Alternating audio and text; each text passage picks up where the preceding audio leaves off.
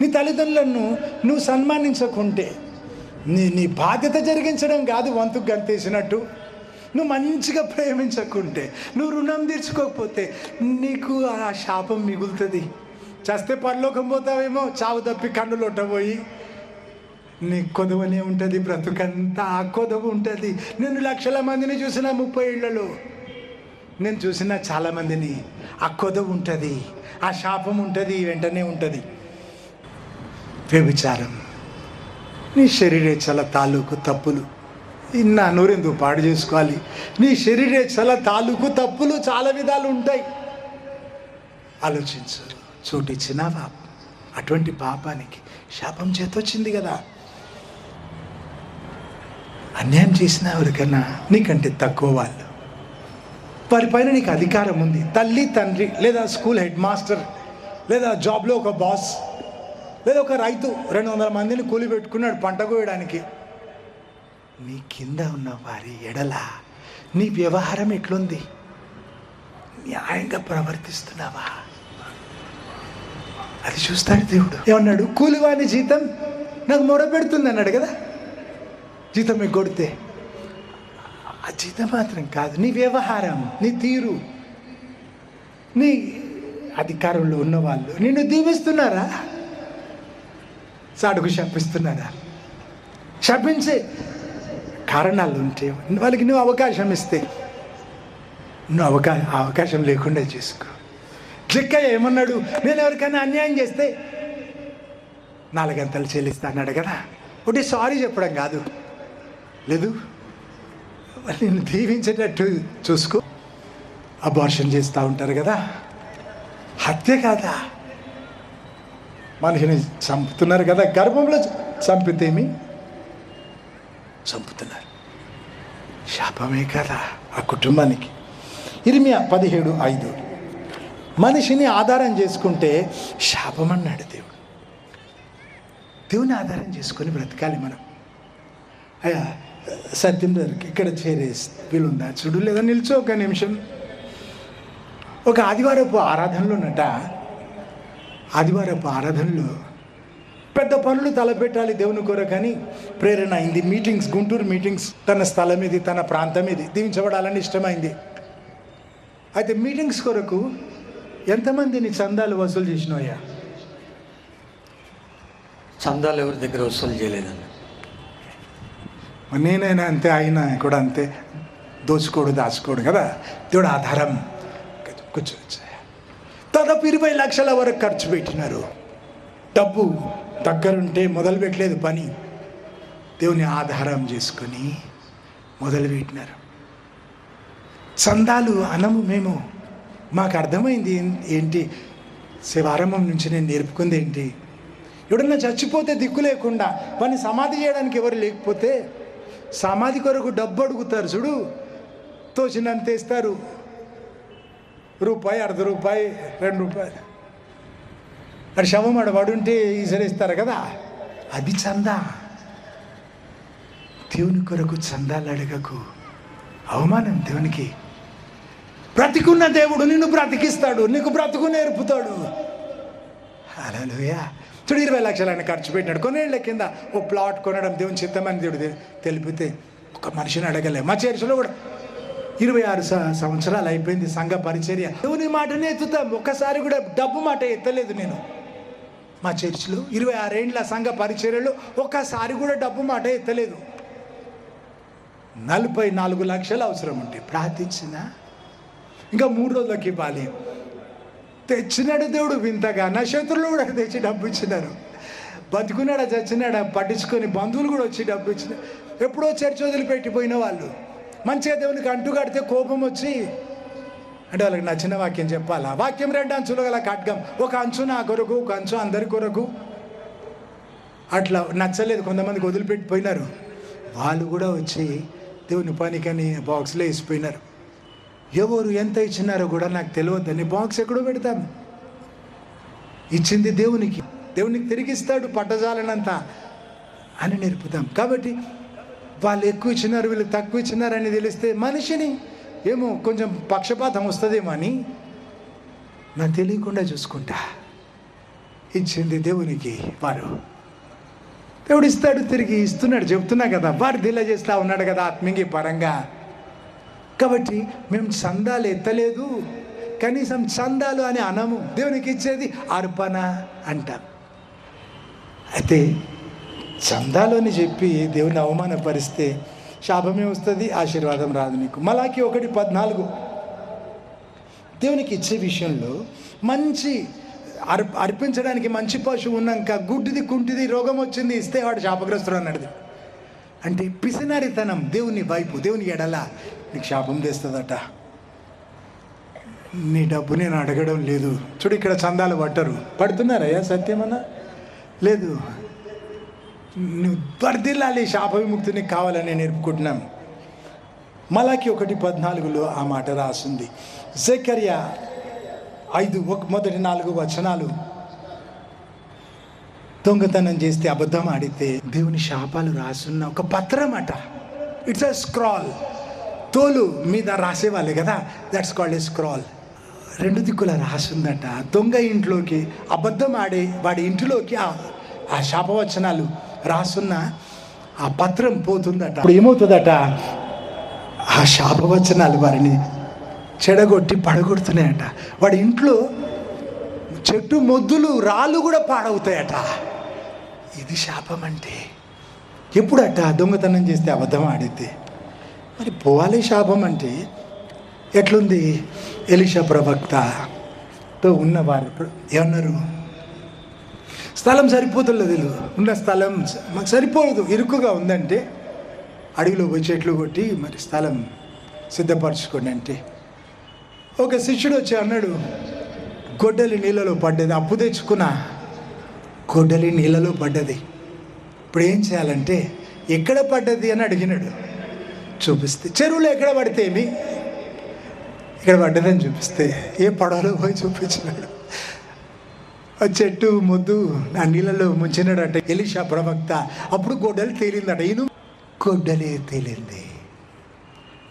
ఎప్పుడు తప్పు చేసినావు? ఏ తప్పు చేసినావు? మరి గుర్తు చేసుకో, ఎక్కడ దారి తప్పినావు సరి చేసుకో. అక్కడి నుంచి మళ్ళీ సంబంధం సరి అవుతుంది.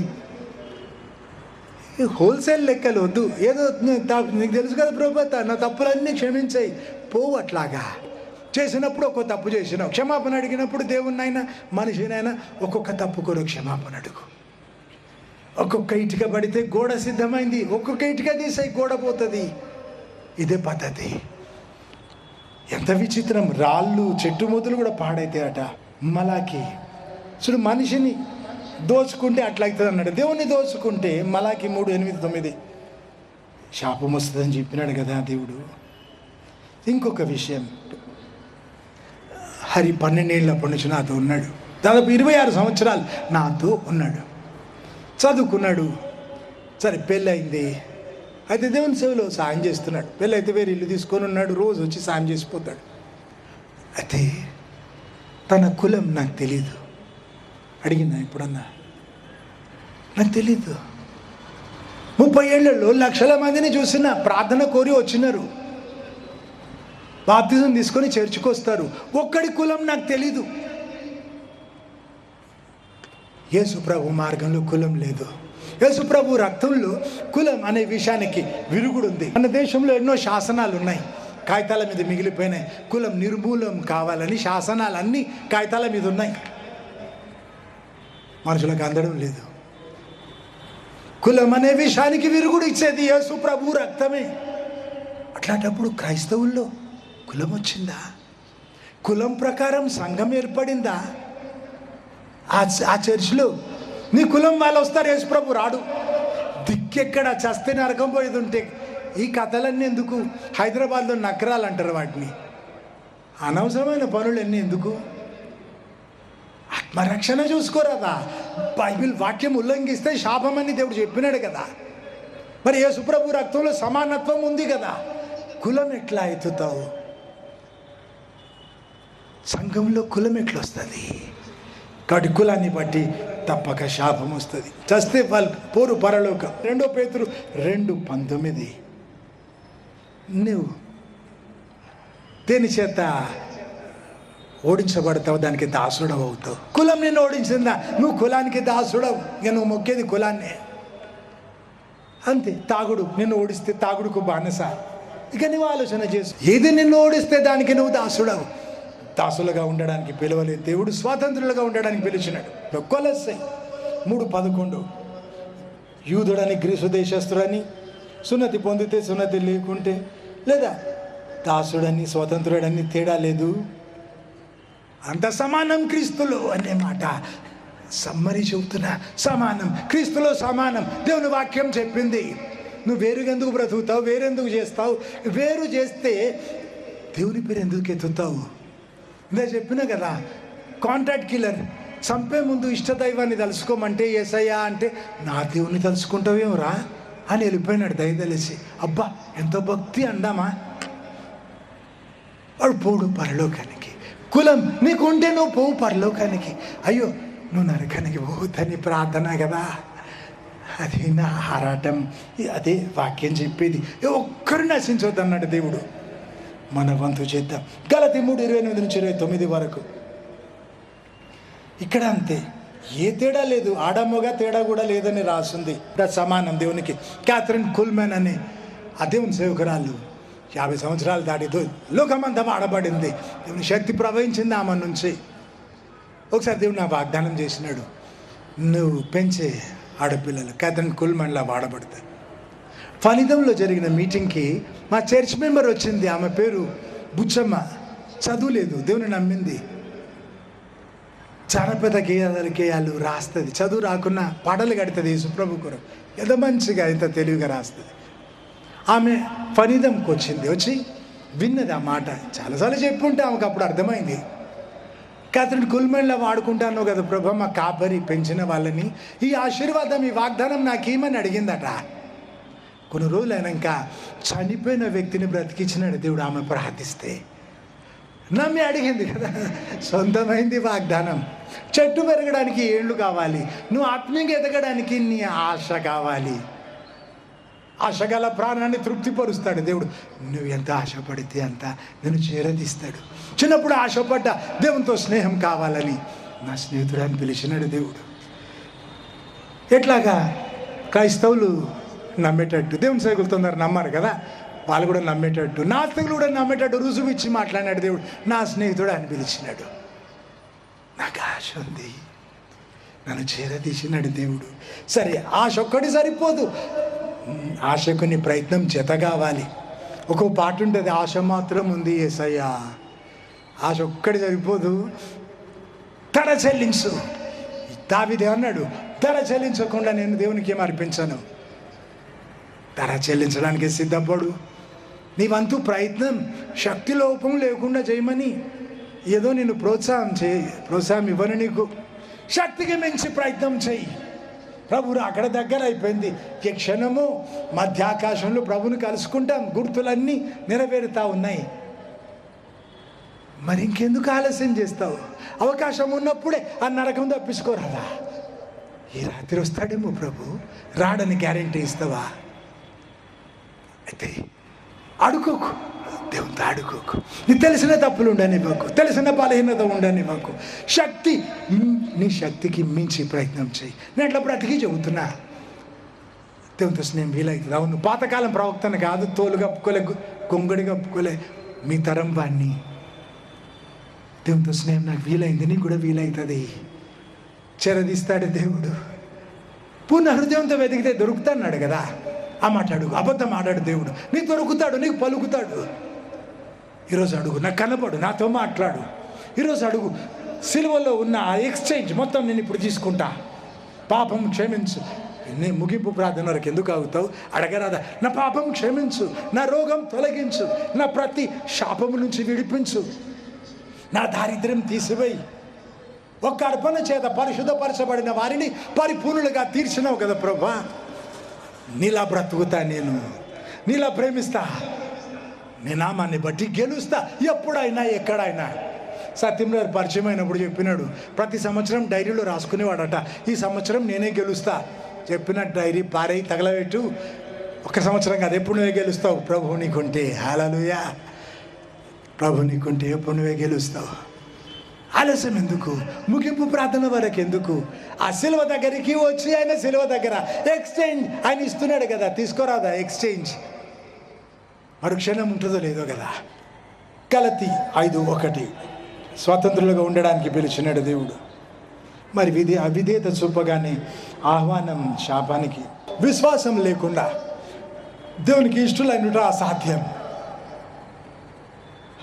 2 తిమోతి 4:7 మంచి పోరాటం పోరాడితేని విశ్వాసం కాపాడుకుంటున్నట్టున్నాడు.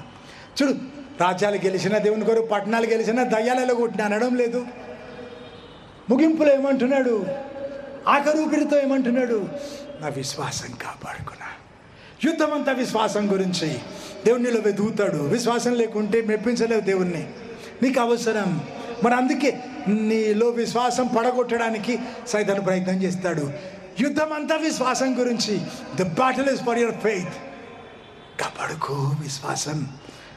విశ్వాసం లేకుండా నువ్వు ఏం చేసినా అది తప్పు అవుతుంది, శాపం వస్తుంది. గలతీ 3:11 క్రియలను బట్టి కాదు, ధర్మశాస్త్రాన్ని బట్టి కాదు, విశ్వాస మూలంగా కదా నీతిమంతులుగా తీర్చబడతాం. ఇంకేంటి?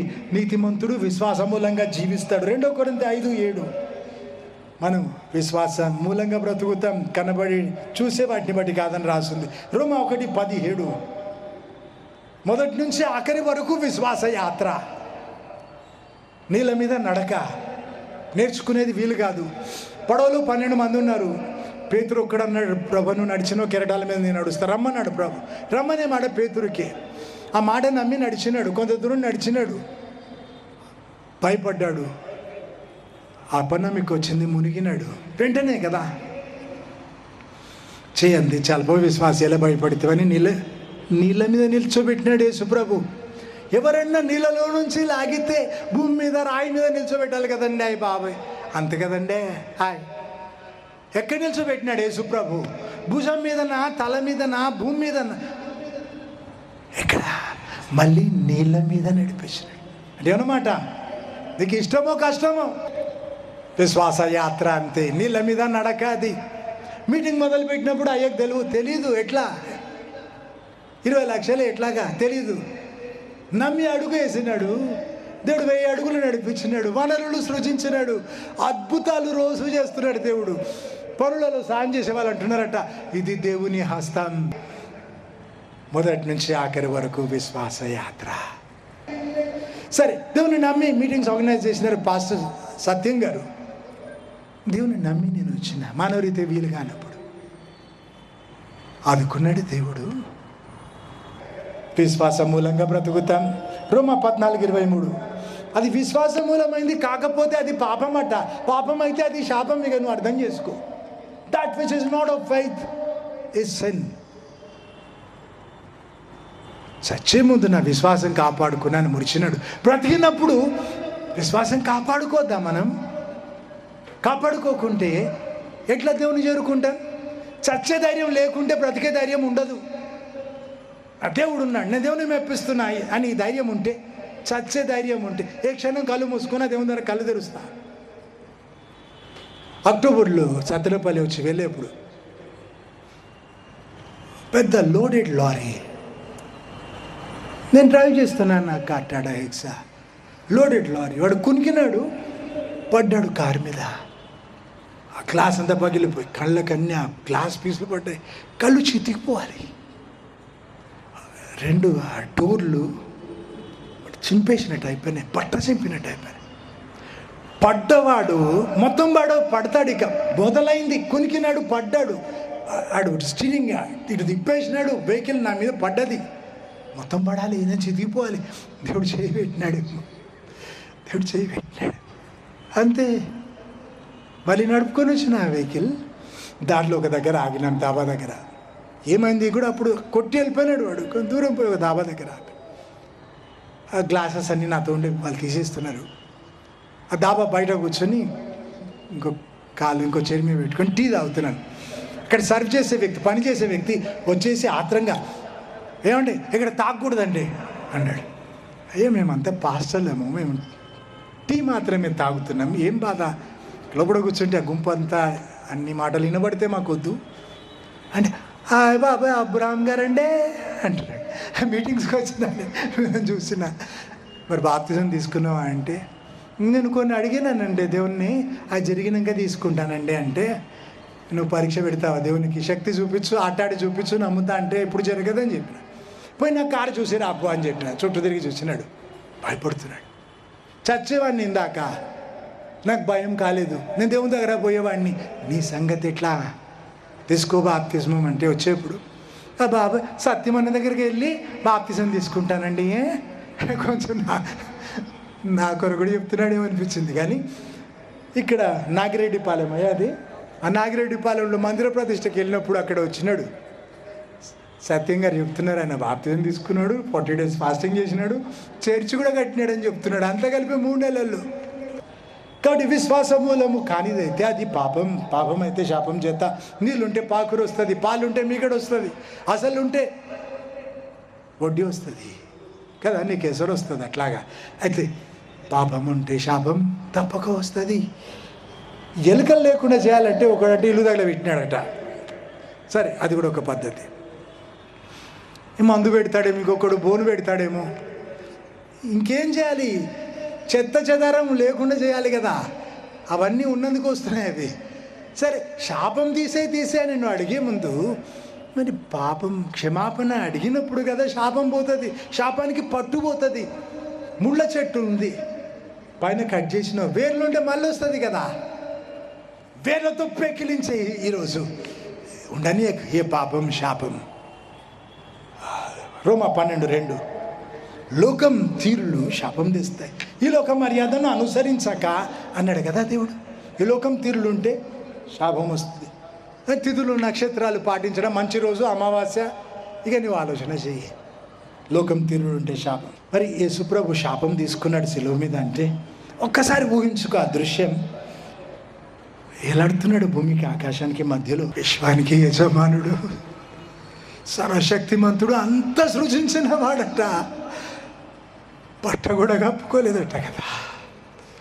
ఇంత అవమానకరమైన మరణం పొందినాడు కదా నీ కొరకు నా కొరకు. అయితే వేలాడుతున్నాడు భూమికి ఆకాశానికి మధ్యలో. ఎంత శాపగ్రస్తమైన మరణం, ఎంత అవమానం అది. భూమి విసర్జించింది, ఆకాశం చేర్చుకోలేదు. నా తండ్రి నన్ను ఎలా విడిచినా అన్నాడు కదా. మన శాపం సోకి ఆ మాట పలకాల్సి వచ్చింది కదా. నన్ను ఎలా చేయి విడిచితివి అంటే దిక్కు లేదు.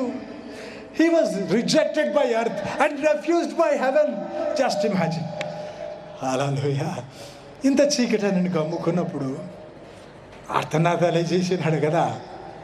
శిష్యులు విడిచిపెట్టినారు, తన ప్రజలు యూదులు వద్దన్నారు కదా. భూమి మీద ఇంకేం లేదు ఆయనకి. నువ్వు ఒకసారి ఊహించు, అది శాపం, అది శాపం. చూడు, ఇంత మంచిగా ఉన్నా నువ్వు అనుకుంటే కూడా నువ్వు సిలువ దగ్గర ఎక్స్చేంజ్ చేసుకోకపోతే నీకు మిగిలేది ఆ శాపం. నీ శాపం సోకి అని అట్లా అయినాడు కదా.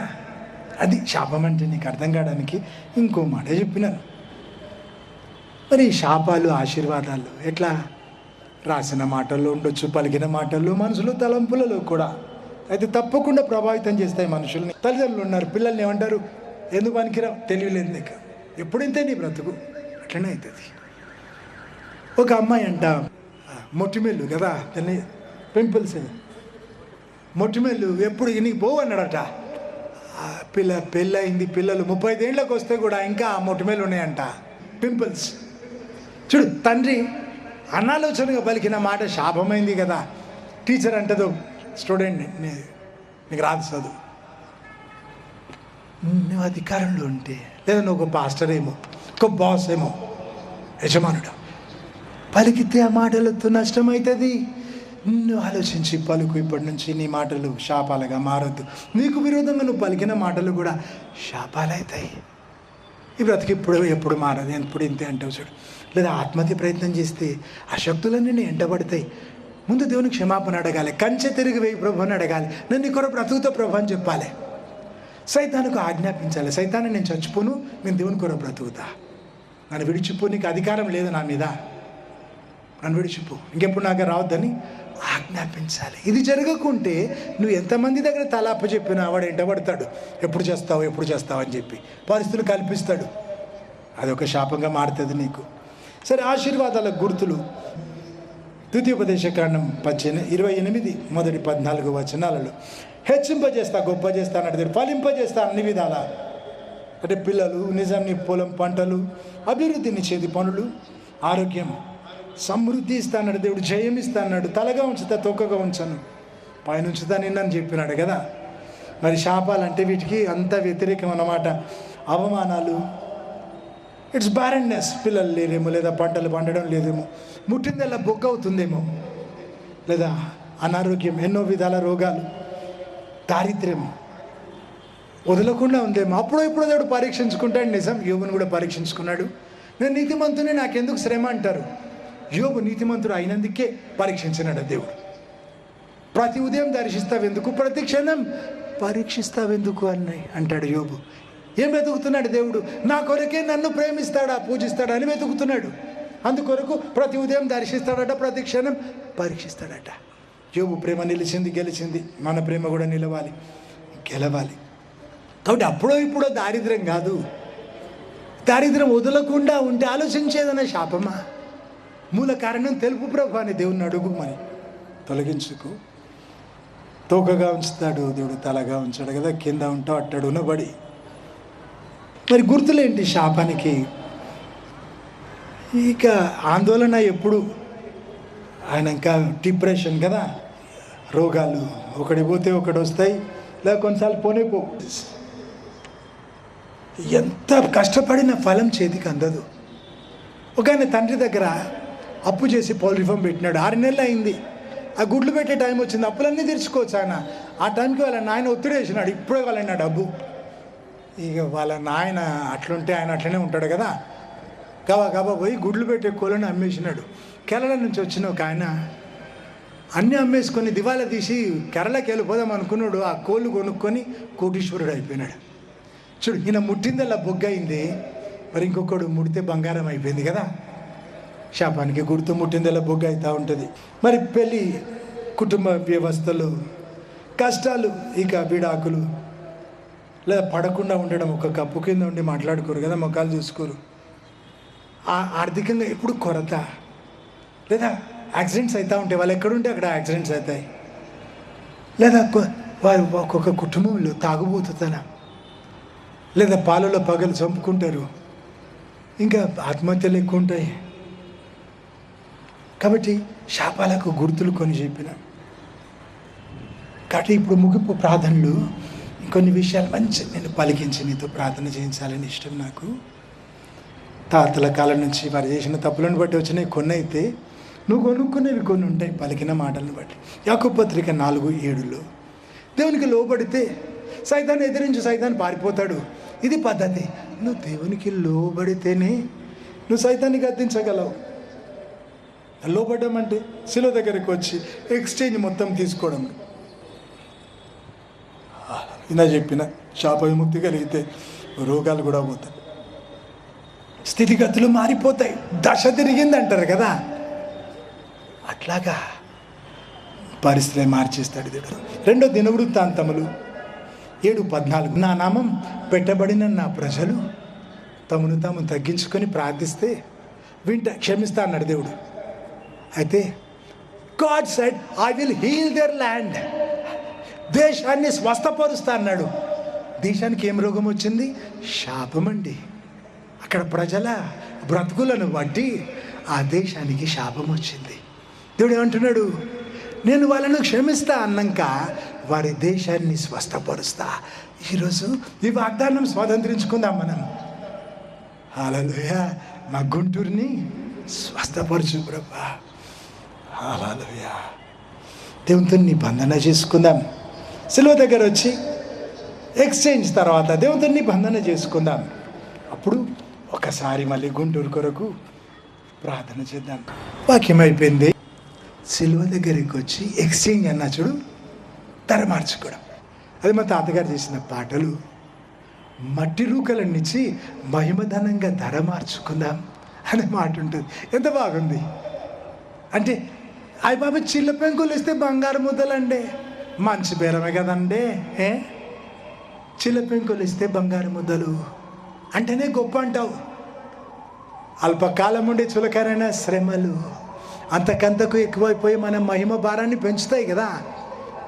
కాబట్టి ఏ ధరన్నా చెల్లిద్దాం, మరి ధర మార్చుకుందాం, ఆ వైపు పై సంపద పెంచుకుందాం కూడా. సరే, ఎక్స్చేంజ్ కదా. మరి ఇందాకట్లాగా నేను ఒక 5 నిమిషాల్లో ముగిస్తా కాబట్టి ముగింపు ప్రార్థన. ఇందాకట్లాగా నువ్వు కూర్చుంటే మోకరించగలిగితే మోకరించు. సరే, మోకాల మీద ఉండేది నీకు వీలు కాకుంటే కష్టమైతే నిలుచురాదా ఈ రోజు నుంచి మంచిగా మోకాల మీద ఉండి కూడా ప్రార్థన చేయడానికి ఇప్పుడు అనుగ్రహిస్తాడేమో. ఈ ఆర్థరైటిస్, రూమటిస్ ఏముంటే కూడా చెప్తున్నా, శాపం పోయినప్పుడు రోగం కూడా పోతుంది.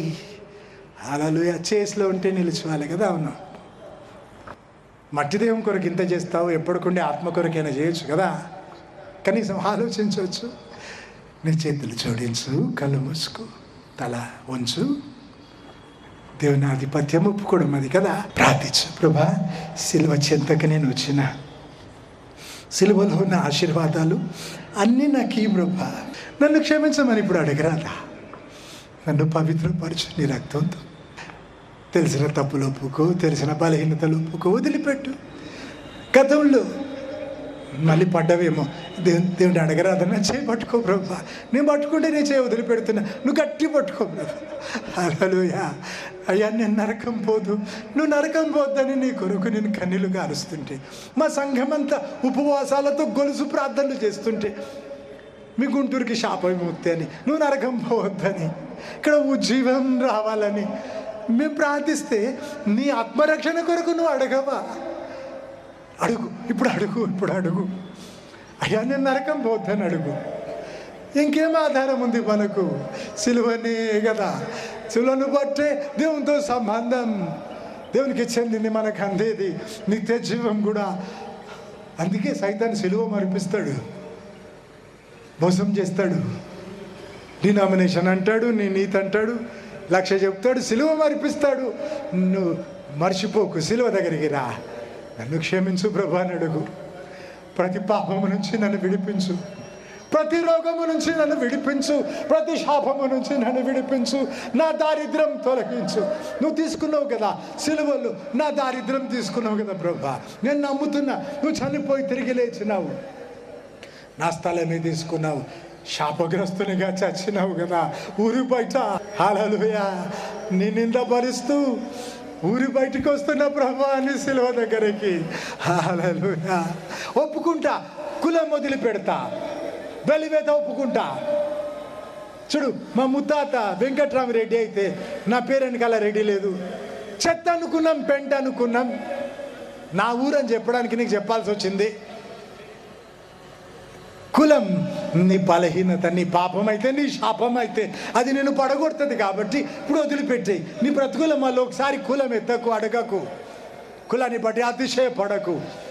దేవుని అంది అతిశయం కదా. భూమి మీద కృప చూపుచు నీతి న్యాయం జరిగించు దేవుడు అని తెలుసుకొని నా యందు ఆనందిస్తే నేను వాటిలో ఆనందిస్తాడు ప్రభు.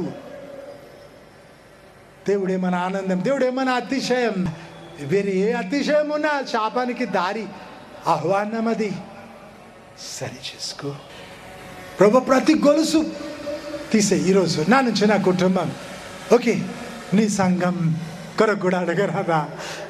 మీ చర్చ్ కొరకు కూడా, ప్రతి చర్చ్, ప్రతి సేవ, ప్రతి దేవుని సేవ కొరకు కూడా గుండె చింపుకొని, గొంతు చింపుకొని ప్రభు పాదాల బట్టి మొర పెడుతున్నాం.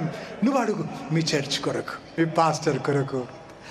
ఆత్మలను కాయవాడు కాపరి, సంతోషంగా పని చేయాలంట, అప్పుడు నీకు ప్రతిఫలం అట.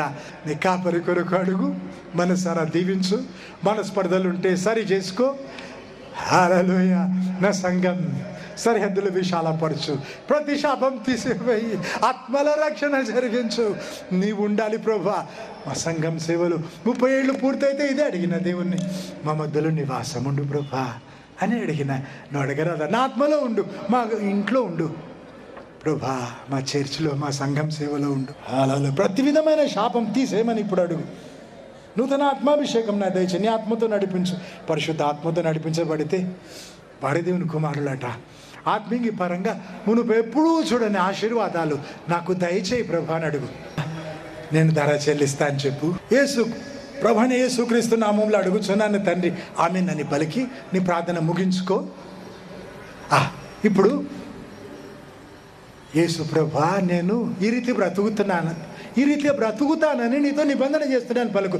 యేసు ప్రభువా, నేను ఈ రోజు నుంచి ఈ రీతిగా బ్రతుకుతానని నీతో నిబంధన చేస్తున్నాను.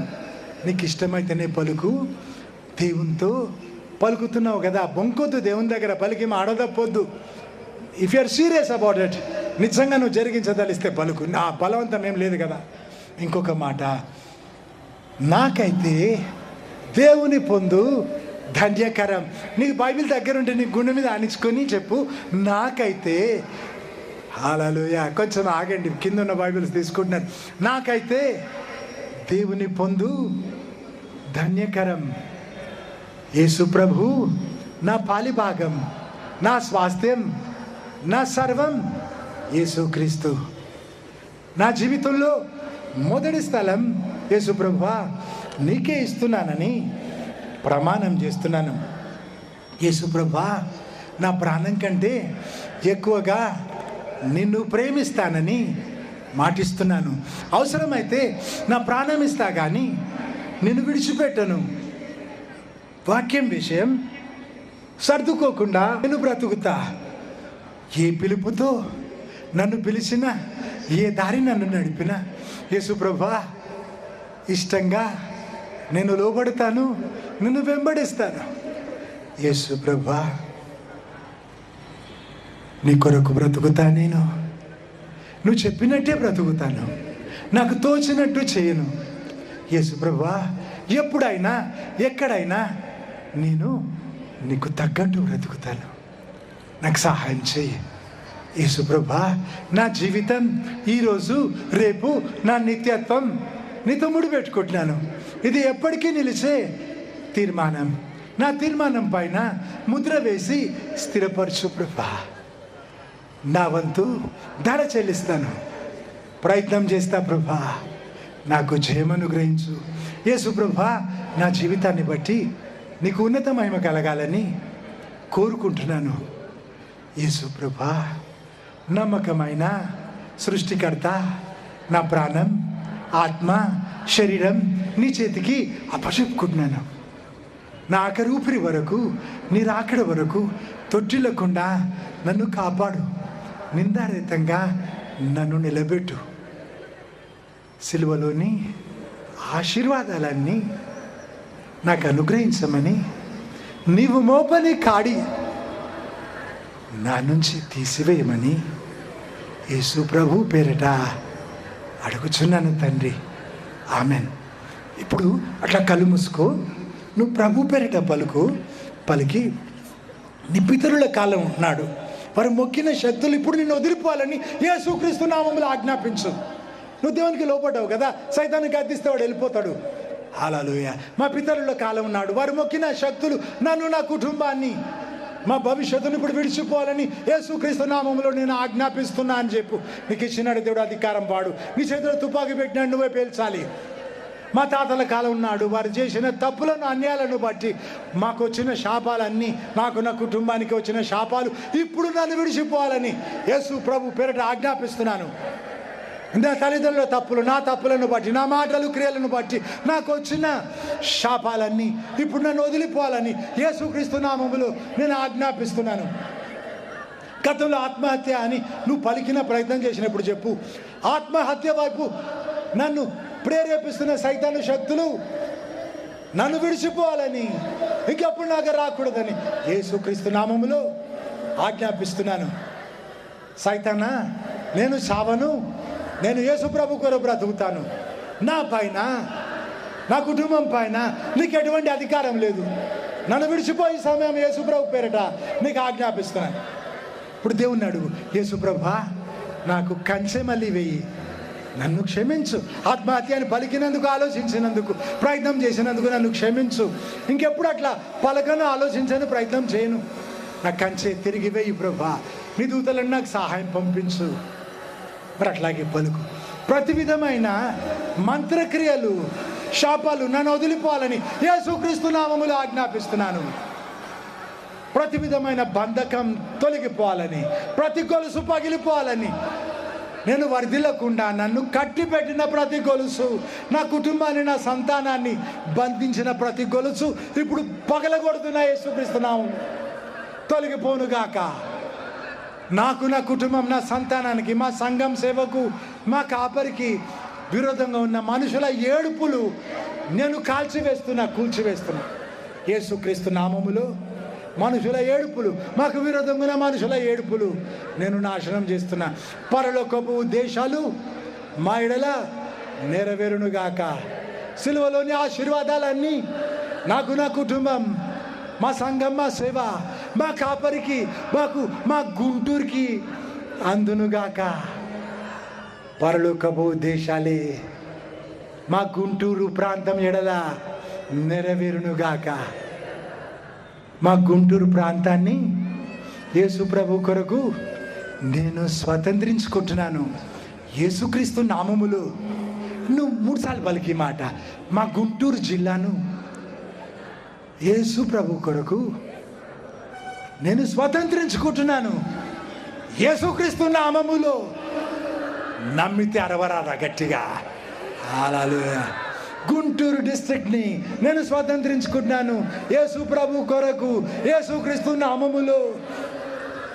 మా గుంటూరు ప్రాంతం కొరకు, గుంటూరు ప్రజల కొరకు ఆశీర్వాదాలు నేను ఇప్పుడు విడుదల చేస్తున్నాను యేసుక్రీస్తు నామములో.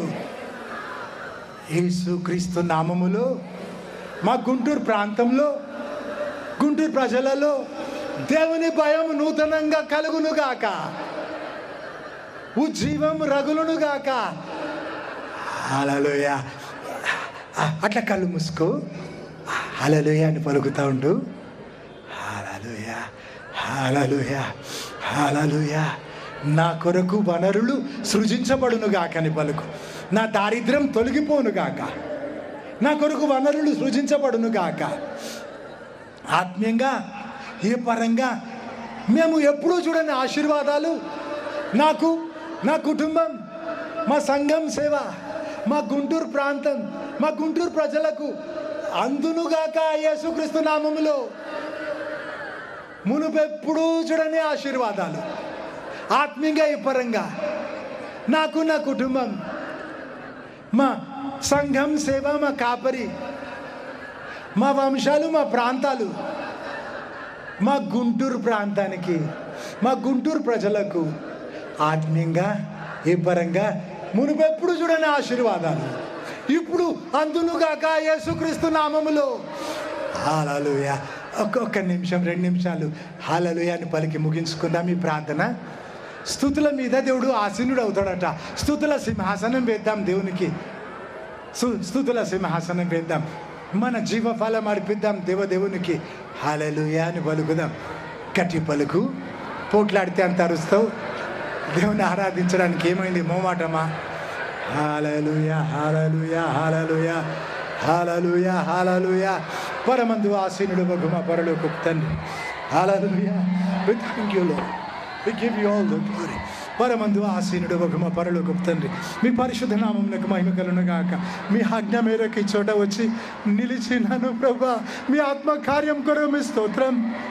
మీరు చేసిన వాగ్దానాలు అన్నీ మా ఎడల ఇప్పుడు పూర్తి చేసినారని కృతజ్ఞతలు చెల్లించుకుంటున్నాం మా దేవా. హల్లెలూయా. ఈ మీటింగ్ కొరకు, ఇక్కడ ప్రజల కొరకు, మీ ఆత్మ కార్యాల కొరకు, మా పైన నీ ఆత్మ కుమ్మరింపు కొరకు మీకు స్తోత్రం ప్రభా. సమస్త ఘనత మహిమ ప్రభావాలు మేము చెల్లించుకుంటున్నాం. ఇక్కడ ఒక్కొక్కరు చేసిన నిబంధన పైన, మీతో చేసిన నిబంధన పైన ముద్ర వేసి, మీ ఆత్మతో రక్తంతో ముద్ర వేసి స్థిరపరచు ప్రభువా. అయ్యా, ఈ క్షణం నుంచి వారి జీవితాల్లో మార్పు కలిగించు, క్రమపరచు. మనుషులను, సంఘాలను, సేవలను కూడా గుంటూరు ప్రాంతాన్ని ఇక్కడ ప్రజలను క్రమపరుచు నాయన. ఒక్కరు కూడా నరకం పోద్దని వారి కొరకు ప్రాధేయపడుచున్నాను ప్రభా. నా పితరుల స్థలము నాయన దయచూపు ప్రభా. దర్శించు, క్షమించు, రక్షించు, దీవించి గొప్ప చేయి ప్రభా. హల్లెలూయా. వరల్డ్ మ్యాప్లో కూడా ఘనంగా ఉంచు. ఆత్మీయ పరంగమును ఇప్పుడు చూడని ఆశీర్వాదాలు దయచేసి తలగా ఉంచుతాన్నావు కదా ప్రభా, అట్లా ఉంచమని వేడుకుంటున్నాను. హల్లెలూయా. ఆశీర్వాదాలు వారి వెంటబడి రావాలి, వారిని ఓవర్టేక్ చేయాలి ప్రభా, వారి ముందు నడవాలి ప్రభా. హల్లెలూయా. యేసుక్రీస్తు నామములో అడుగుచున్నాను తండ్రి, ఆమేన్. అట్లా కళ్ళు మూసుకో, పరిశుద్ధాత్మతో నింపమని ఇప్పుడు అడుగు. అవును, కొంతమంది చేయి పైకి పెట్టినారు, అందరు చేయి పైకి పెడితే ఇంకా మంచిది. ముగించుకుంటున్నాం కదా, ఇంకేమి ఆఖరి ఆశీర్వాదం మిగిలింది. పరిశుద్ధాత్మతో నన్ను నింపు ప్రభు అని అడుగు. హల్లెలూయా. పరిశుద్ధాత్మతో నన్ను నింపు అడుగు. వారికి నిశ్చయంగా ఆత్మనిస్తానో కదా ప్రభు అని అడుగు. ఇది కూడా ఏకీభవించి అడుగుదాం. భూమి మీద కలిసి అడిగితే వింటాడట దేవుడు. నేను మీ కొరకు అడుగుతున్నా, మీరు కూడా అడగండి. ఏకీభవించి అడిగితే వింటాను కదా. పరిశుద్ధాత్మతో నింపు ప్రభా. ఆశగల ప్రాణాన్ని తృప్తిపరుస్తాను కదా ప్రభు. నీ కొరకు ఆశపడుతున్నాను. దూరం ఉండి మొక్కను ఇప్పుడు అడగరాదా? నా మను నేత్రాలు తెరువు ప్రభా, నా కనబడు, నాతో మాట్లాడు. నీ కొరకు ఆశపడుతున్నా. నా ప్రాణమాత్మ శరీరాలను నీ సన్నిధి చేత తృప్తిపరచు ప్రభా. హల్లెలూయా. హల్లెలూయా. నీ ఆత్మతో నింపు, నీ ఆత్మతో నన్ను నడిపించు. వేరే దిక్కు నాకు లేదని చెప్పు. పరిశుద్ధాత్మతో నడిపించబడితే వారే దేవుని కుమారులట. హల్లెలూయా. హల్లెలూయా. విలువ తెలుసుకొని అడుగు. నాకు దిక్కు లేదు, నాకు వేరే దారి లేదు, నాకు ఇంకో దారి నేను పరలోకం రావడానికే లేదు. నాకు నరకం తప్పించు ప్రభా. పరిశుద్ధాత్మతో నింపు, పరిశుద్ధాత్మతో నడిపించు. హల్లెలూయా. నీకు ఇష్టమైతే 9 కృపావరాలు నాకు ఈ ప్రభా. హల్లెలూయా. హల్లెలూయా. మంచి ప్రార్థన ముగించుకొని ఒకసారి కళ్ళు తెరువు, చేయి దించి. నీ వాక్యం మంచిగా వింటే, ఆ విషయం నాకు తృప్తి ఉంటే, నా వారసత్వం దేవునికి ఇవ్వాలని నేను ప్రార్థిస్తా అని మాట ఇచ్చినా కదా. అనే మాట తప్ప ఇప్పుడు అయితే మరి నాకు తృప్తి ఉంది. ఎస్, వచ్చినందుకు చాలా సంతోషం అవుతుంది. అయితే నీకు ఆశ ఉందా? నీకు ఇష్టమా నా వారసత్వం దేవుడు నీకు ఇస్తే? నీకు ఇష్టం? 6 ఏళ్ళు అప్పటి నుంచి మరి 58 ఏళ్ళు వచ్చినాయి. దేవుని సంతోషపెట్టాలని ఒకటే ఆశతో బ్రతుకుతున్నా. ఊపిరుందా? పరిగెడతా దేవుని కొరకు. 100 సార్లు ప్రాణాపాయాలు వచ్చినాయి నాకు. హింసలో దేవుని సేవ జరుగుతుంది అక్కడ. నా ప్రాణం ప్రేమగా ఇప్పుడు ఎంచుకోలే. అయితే సరే, నా స్నేహితురాన్ని పిలిచినాడు దేవుడు, నన్ను వచ్చి కౌగులేసుకున్నాడు. 30 ఏళ్ళు అయిపోయింది దేవుని సేవలు. మరి నీకు ఇష్టమా నా వారసత్వం దేవుడు నీకు ఇస్తే? నీకు ఇష్టమా? నీకు ఇష్టమైతే నీ కుడి చేయి పైకి చాపు. నీకు ఇష్టం లేకుండా ప్రార్థిస్తే అర్థమే ఉండదు కదా. నిజమా? అయ్యో, సత్యమయ్య కలిగిరేటట్టుంది కదా. మరి చేయి నువ్వు అట్లనే ఉంచు. నేను ప్రార్థన చేసేప్పుడు దేవునితో మాట్లాడుతున్నా, దేవుని అడుగుతున్నా. దేవుడు ఇస్తాడు నీకు. మాయమాటలు చెప్పి మా పెట్టాను కదా. లేదు, నేను అడుగుతున్నాను, నువ్వు కూడా అడుగు. కలిసి అడిగితే దేవుడు జరిగిస్తాడు అన్నది ఇది కూడా ఏకీభవించి అడుగుదాం. ఎస్, నాకు ఇష్టం. నా పితరుల స్థలం గుంటూరు, నా వారసత్వం దేవుడు నీకు ఇస్తే, మరి నా అలాగే ఇంకా అంతమంది వాడబడితే నాకు ఇష్టమే కదా. దేవునికి మహిమనే కదా. దేవుని మహిమ కొరకు ఏం అడిగినా ఇస్తాడు కదా దేవుడు. నీకు చేయి కుడి చేయి పైకి పెట్టి కళ్ళు మూసుకో, నువ్వు అడుగు. నాకు ఇష్టం ప్రభా. కాపరి వారసత్వం నాకు, పాస్టర్ అబ్రహాం కేడీస్ గారి వారసత్వం నాకు. పరమందు ఆసీనుడు వగు మా పరలోక తండ్రి, పరిశుద్ధ నామమునకు మహిమ కలుగును గాక. ఈ మంచి సమయం చూపించినాను, స్తోత్రం. నా పితరుల స్థలంలో నిలిచి ఈ ప్రాంతాన్ని, ప్రజలను దీవిస్తానని నువ్వు చెప్పినావు ప్రభా. నువ్వు జరిగించినావు నాయన, నీ స్తోత్రం. చెయ్యెత్తిన వారిని మీ సన్నిధిలో జ్ఞాపకం చేస్తున్నా. నా వారసత్వం వారికి ఇవ్వు ప్రభా. అయ్యా నీ స్తోత్రం. విశ్వానికి యజమానుడా, సమస్త శరీరాత్మలకు ప్రభా, నువ్వు నాతో చేసిన నీ బంధనను బట్టి తగ్గింపుతో మొరపెట్టుకొనిచున్నాను. వీరి కొరకు ప్రార్థిస్తున్నాను. నేను దీవిస్తే వారిని దీవిస్తా అన్నావు కదా ప్రభా. వీరిని ఆశీర్వదిస్తూ ఉన్నాను. ఈ సమయం నా వారసత్వం వారికి ఇవ్వాలని, నా ఆశీర్వాదం వారి పైన నిలపమని బ్రతుకున్నన్ని రోజులు వారికి అనుగ్రహించమని బ్రతిమాలుచున్నాను. వారు నీ చిత్తం జరిగించినంత కాలం, నిన్ను ప్రేమించినంత కాలం నా వారసత్వం వీరికి అనుగ్రహించమని, నా ఆశీర్వాదం వారి పైన నిలుపమని యేసుక్రీస్తు నామములో అడుగుచున్నాను తండ్రి. ఆమేన్. అట్లా కళ్ళు మూసుకో. The name of Jesus, I bless this people now. In the name of Jesus, I bless Guntur, the people of Guntur now. Okay, hallelujah. Let the fire of your Holy Spirit fill these people to overflowing, Lord. Heal them now. Bless them now. Release them from every curse, oh Father. Hallelujah. Break every yoke that you have not laid upon them. Make them free now. Give them all the blessings of the cross. Give them the freedom of the cross. Let them be a blessing from now. If it is your will, give them all the 9 gifts of the Holy Spirit, O Lord. In the name of Jesus, ask you. In the name of Jesus, I bless these people now. Amen. Okay, మీ చేతులు దించవచ్చు. కళ్ళు తెరిస్తే మీ అందరికీ వందనాలు. నా ఊహకు మించి దేవుడు జరిగించినాడు ఈ కార్యం.